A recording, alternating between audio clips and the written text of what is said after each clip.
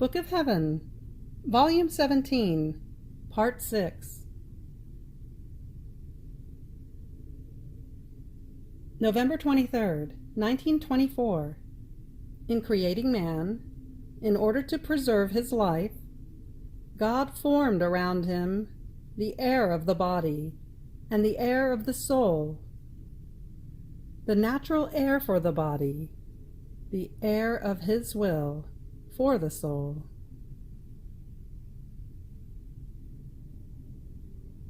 I continue in my state of privation of Jesus and of intense bitternesses for my poor soul.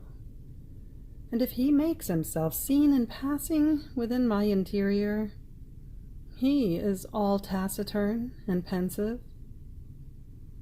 However, in spite of his silence, I am content, thinking that he has not left me, and that his dwelling within me still continues. And as my poor soul is about to wither, the sight of him gives me a sip of life, and like beneficial dew, it revives me again. But to do what? To return to wither and feel myself dying again. So I am always between life and death.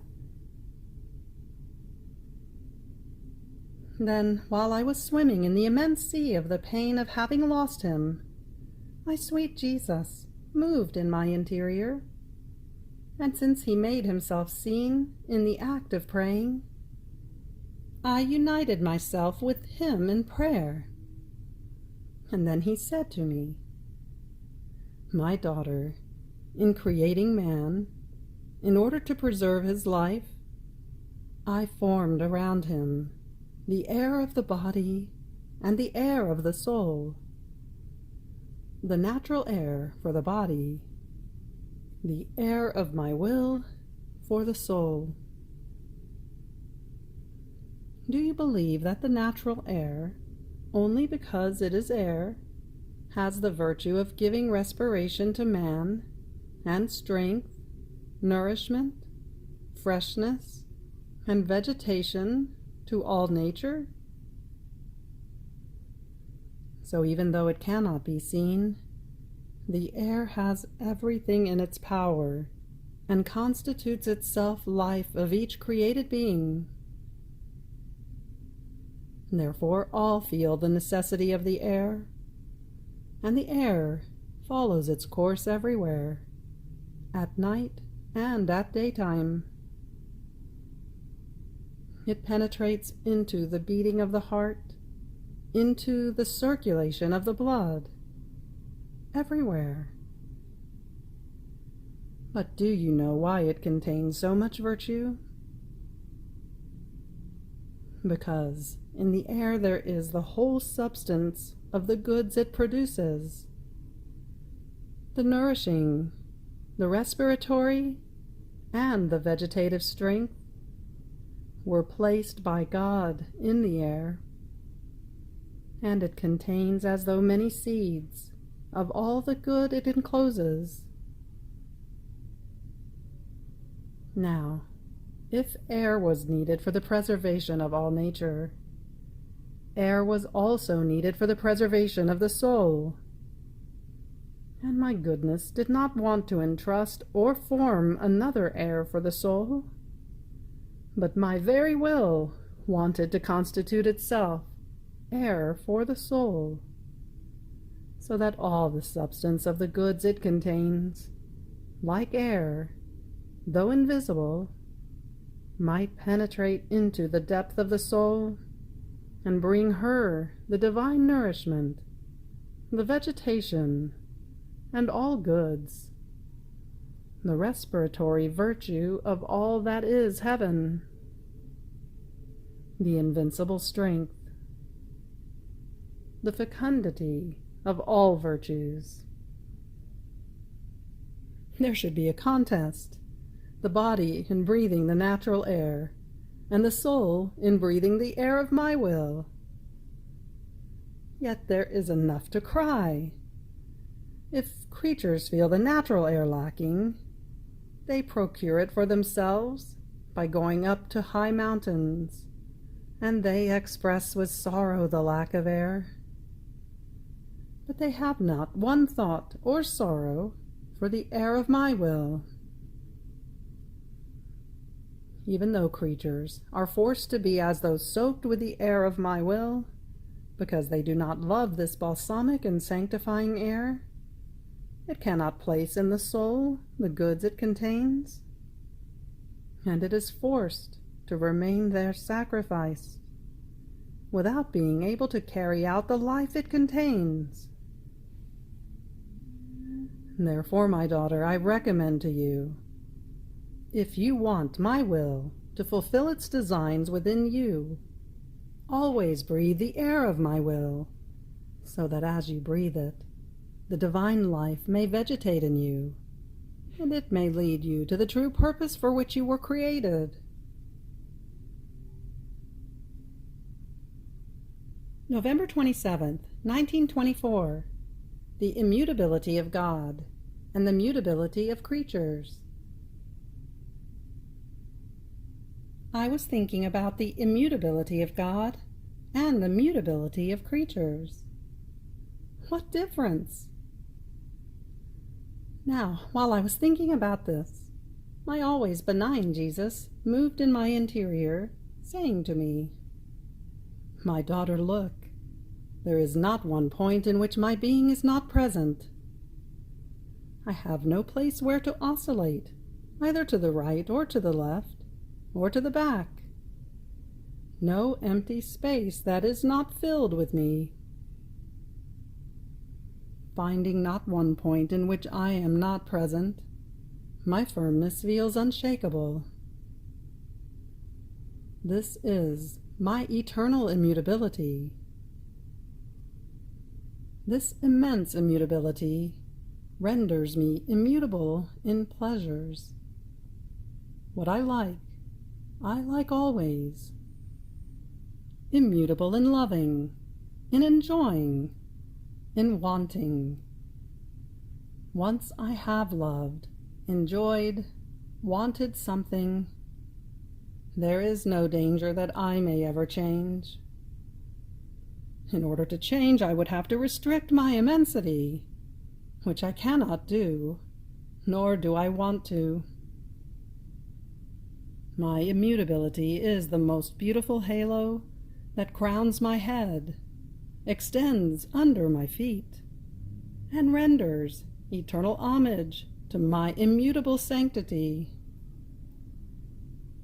Tell me, is there perhaps one point in which you do not find me?" As he was saying this divine immutability made itself present before my mind. But who can say what I comprehended? I fear that I may speak nonsense. Therefore I move on. In speaking about the mutability of the creature, Jesus said, "Poor creature, how tiny is her little place. And as tiny as it is, her place is not even stable and fixed. Today she is at one point. Tomorrow she is flung to another. This is also the reason why today she loves, she likes someone, something, or some place. Tomorrow she changes, and maybe even despises what yesterday she liked and loved. But do you know what renders the poor creature mutable? It is her human will that renders her fickle in love, in pleasures, in the good she does. The human will is like an impetuous wind that moves the creature at every blow like an empty reed, now to the right, now to the left. This is why, in creating her, I wanted her to live of my will, so that, arresting this impetuous wind of the human will, it might render her firm in good stable in love, holy in operating. I wanted to let her live in the immense territory of my immutability. But the creature was not content. She wanted her own tiny little place, and rendered herself the amusement of herself, of others, and of her very passions. This is why I pray, I supplicate the creature to take this will of mine, to make it her own, that she may return into that immutable will from which she came, so that she may no longer be fickle, but stable and firm. I have not changed. I wait for her. I long for her. I want her always in my will.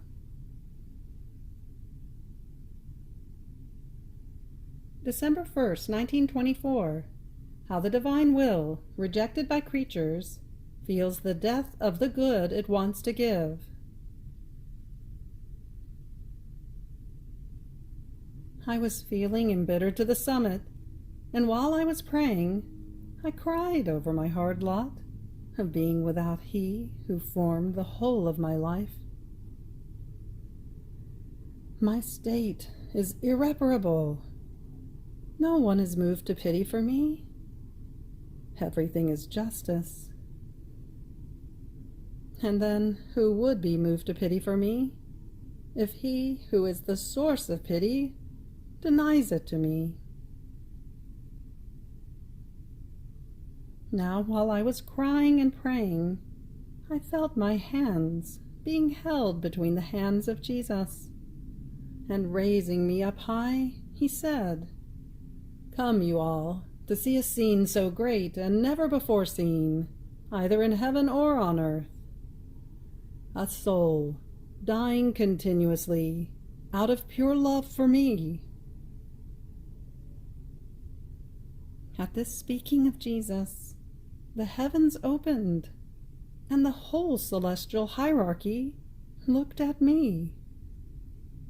I too looked at myself, and I saw my poor soul withered and dying, like a flower that is about to bend over its stem. But while I was dying, a secret virtue gave me life. Maybe this is the punishing justice of God that punishes me justly. My God, my Jesus, have pity on me. Pity on a poor dying one. Mine is the hardest lot among all poor mortals, to die without being able to die. Then for almost the whole night, my sweet Jesus held me in His arms to give me strength and to assist me in my agony. I thought that He would finally have compassion for me and would take me with Himself, but in vain. After He cheered me somehow, He left me, saying to me, "My daughter, my will is receiving continuous deaths on the part of creatures. It is life, and as life, it wants to give the life of light. But the creature rejects this light, and because she does not receive it, this light dies for the creature, and my will feels the pain of the death that the creature has given to this light. My will wants to make known the qualities and the virtues it contains. But the creature rejects this knowledge with the qualities and the virtues it contains, and so my will dies for the creature to this knowledge and to the qualities and virtues that my volition contains. And my will feels the pain of the death that the creature has given to the virtues and qualities of my volition. In the same way, if it wants to give love, and it is not received, it feels the death given to love. If it wants to give sanctity, grace. It feels itself being given by the creature death to the sanctity and the grace it wants to give. So continuous is the death that it feels to the good it wants to give. And then, don't you feel within yourself the continuous death that my will suffers? By living in it, you are forced, as though naturally, to take part in these deaths that my will suffers, and to live in a state of continuous agony. On hearing this, I said, Jesus, my love, it does not seem to me that it is so. It is your privation that kills me, that takes life away from me without letting me die. And Jesus, the privation of me on one hand, and my will on the other, that keeping you absorbed within itself, makes you share in its pains. My daughter, in the true living in my will, there is not one pain that my will receives from creatures that it does not share with the soul who lives in it.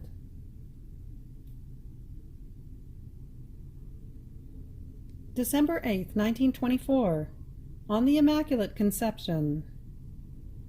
The test that the Virgin had to undergo.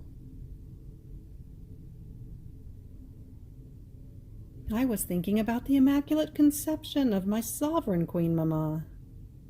The qualities, the beauties, and the prodigies of her Immaculate Conception poured into my mind. A prodigy that surpasses all other prodigies done by God in all creation.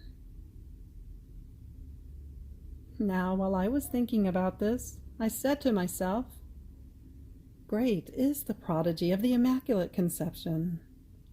But my celestial Mamma had no test in her conception. Everything was favorable to her, both on the part of God and on the part of her nature, created by God as so happy, so holy, so privileged. So what was her heroism and her test?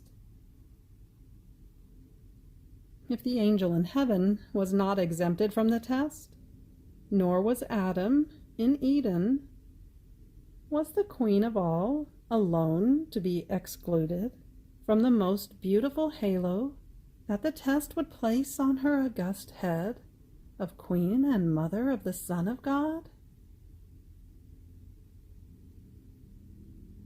While I was thinking about this, my lovable Jesus, moving in my interior, told me, my daughter, no one can be acceptable to me without the test.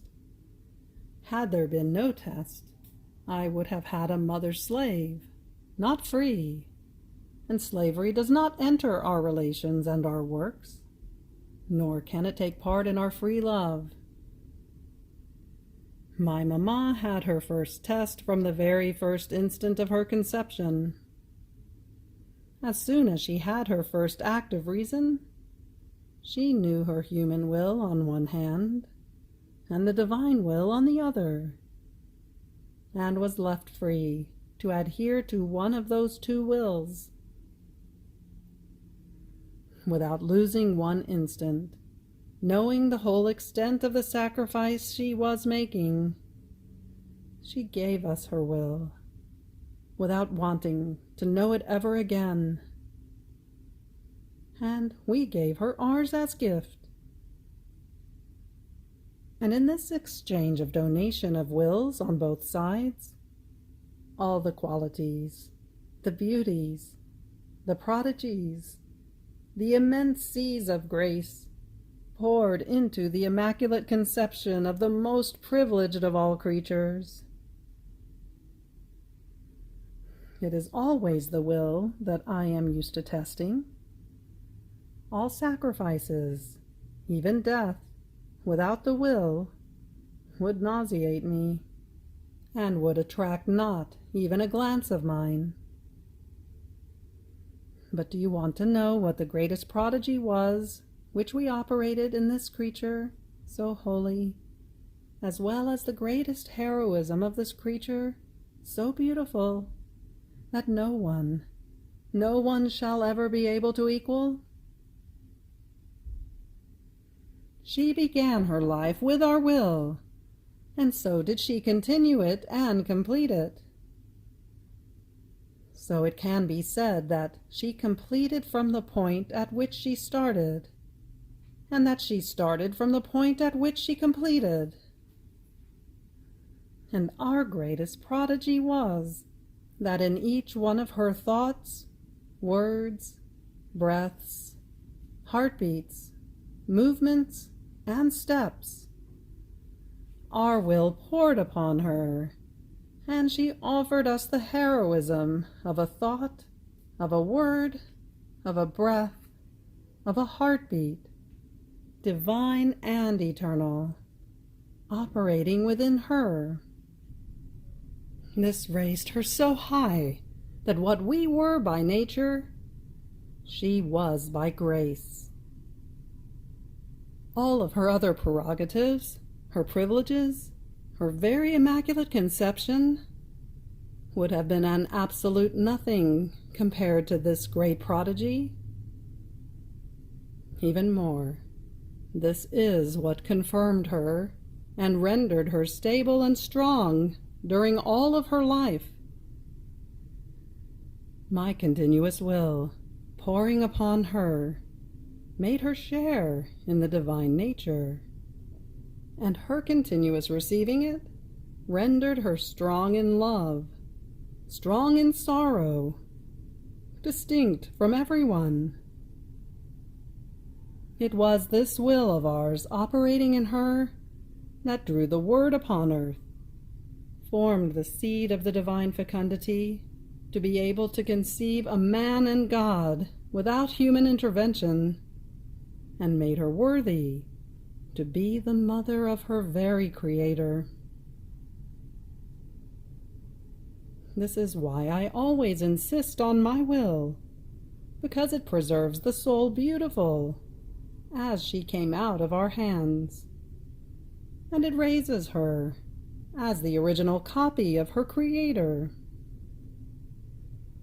As many great works and sacrifices as one might do, if my will is not present in them, I refuse them.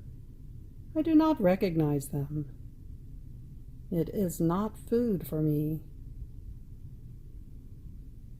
And the most beautiful works, without my will, become food for the human will, for self-esteem, and for the greed of the creature.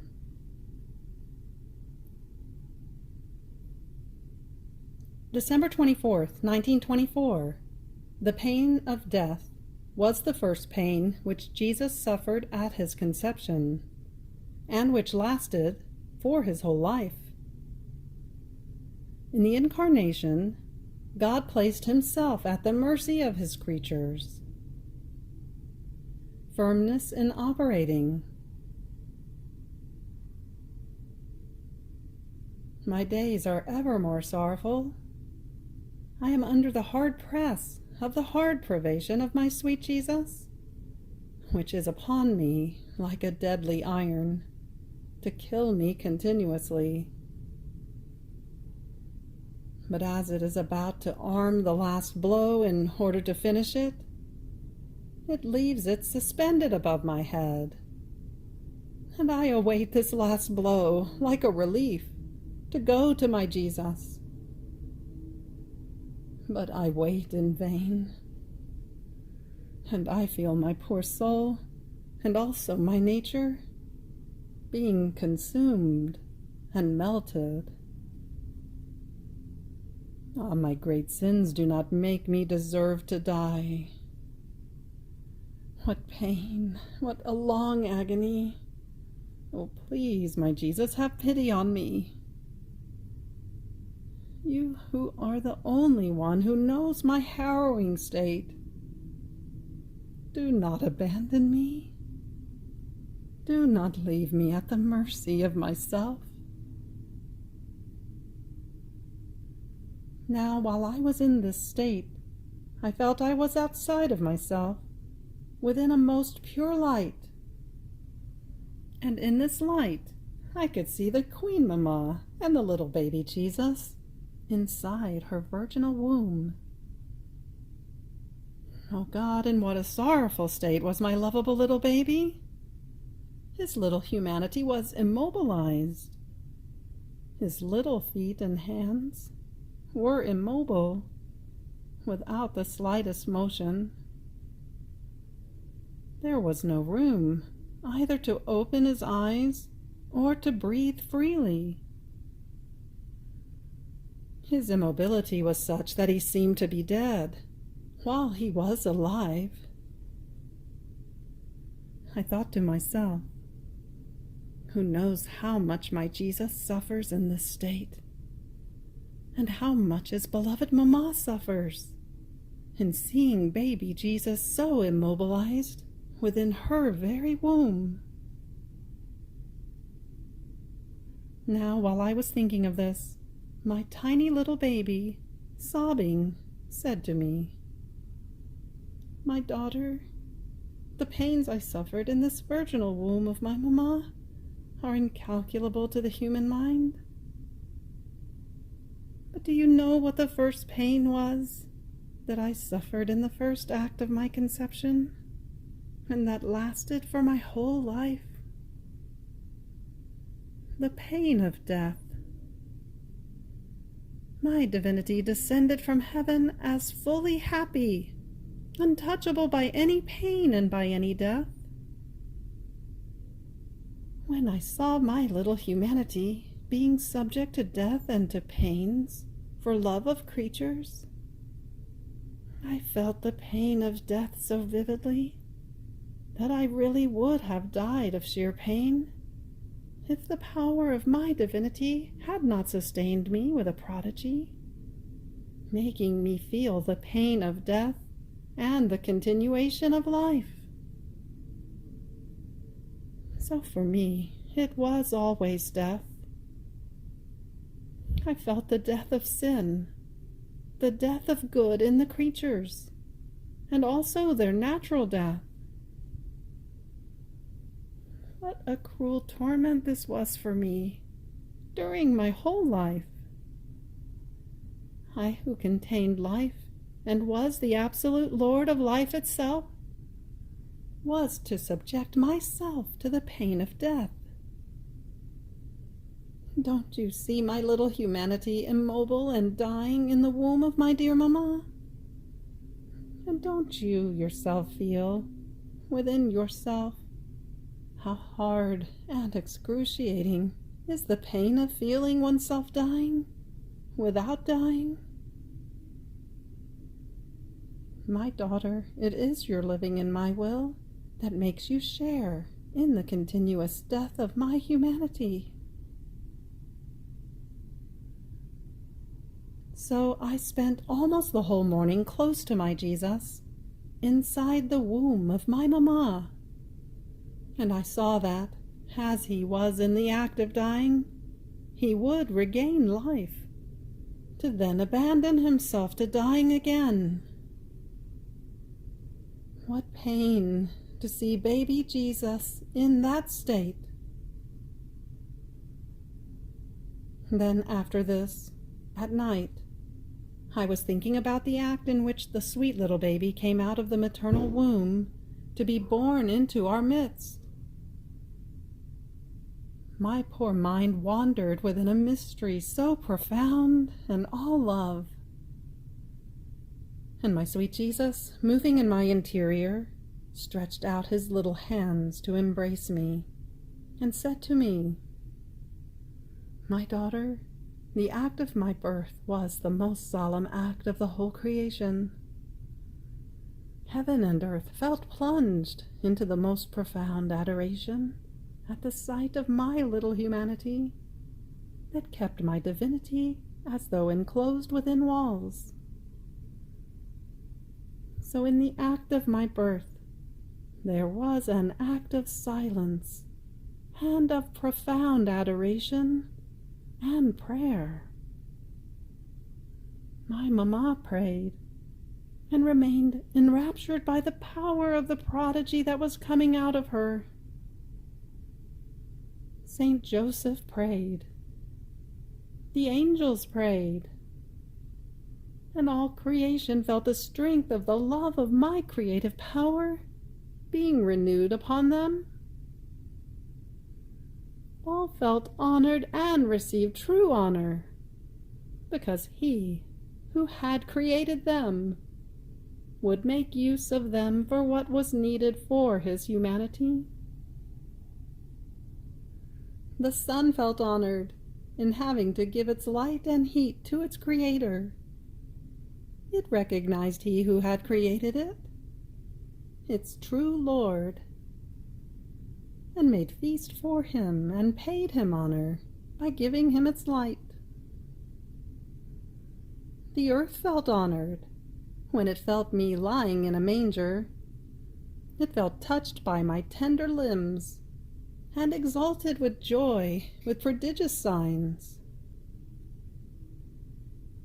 All creation saw their true King and Lord in their midst, and feeling honored, each one wanted to perform its office for me. The water wanted to quench my thirst. The birds, with their trills and warblings, wanted to cheer me. The wind wanted to caress me. The air wanted to kiss me. All wanted to pay me their innocent tribute. Only men, ungrateful, even though all felt something unusual within themselves, a joy, a powerful strength, were reluctant, and suffocating everything, they did not move. And even though I called them with tears, with moans and sobs, they did not move, except for some few shepherds. Yet it was for man that I was coming upon earth. I was coming to give myself to him, to save him, and to bring him back to my celestial fatherland. Therefore I was all eyes to see whether he would come before me in order to receive the great gift of my divine and human life. So the incarnation was nothing less than placing myself at the mercy of the creature. In the incarnation, I placed myself at the mercy of my dear mamma. As I was born, Saint Joseph too was added, to whom I gave the gift of my life. And since my works are eternal and not subject to ending, this divinity, this Word, who descended from heaven, never withdrew from the earth, so as to have the occasion to give himself continuously to all creatures. As long as I lived, I gave myself in an unveiled manner. Then, a few hours before dying, I made the great prodigy of leaving myself in the sacrament, so that whoever wanted me could receive the great gift of my life. I paid no attention either to the offenses they would give me, or to their refusals to receive me. I said to myself, I have given myself. I do not want to withdraw, ever. Let them do to me whatever they want. I shall always be theirs, and at their disposal. Daughter, this is the nature of true love, of the operating as God. Firmness, and not to withdraw at the cost of any sacrifice. This firmness in my works is my victory, and the greatest glory of mine. And this is the sign to know whether the creature operates for God. firmness. The soul looks no one in the face, neither pains, nor herself, nor self-esteem, nor creatures, even though it may cost her her life. She looks only to God, for love of whom she set herself to operate. And she feels victorious in offering the sacrifice of her life for love of Him. Not being firm is of the human nature and of the human way of operating. Not being firm is the operating of passions, and with passion. Mutability is weakness, it is cowardice, and it is not of the nature of true love. Therefore, firmness must be the guide in operating for me. So in my works, I never change. Whatever the events might be, once it is done forever. You have reached the end of the Book of Heaven, Volume 17, Part 6. Fiat.